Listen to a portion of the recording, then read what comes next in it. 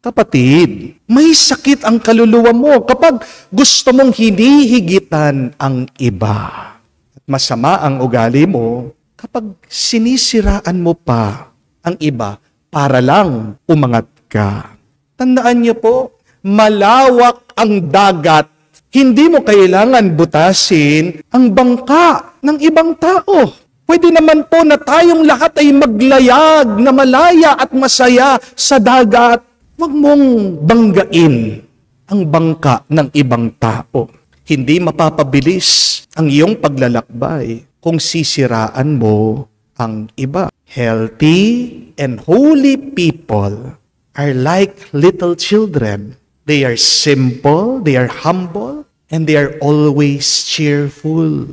Mga kapatid, sana palagi po kayong mag-check up sa inyong kalooban. Kung paano, tayo mga matatanda, di ba? Palagi tayo nagpapa-check up sa doktor. Kayo po, palagi kayong nag-check up ng inyong dugo. Kumusta ka na? Malusog ka pa ba? Baka nakalimutan mo yung mas mahalaga.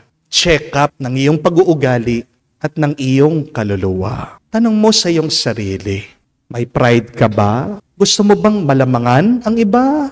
May selfishness ka ba? Gusto mo bang pagsilbihan kesa sa maglingkod sa iba? Serious ka ba?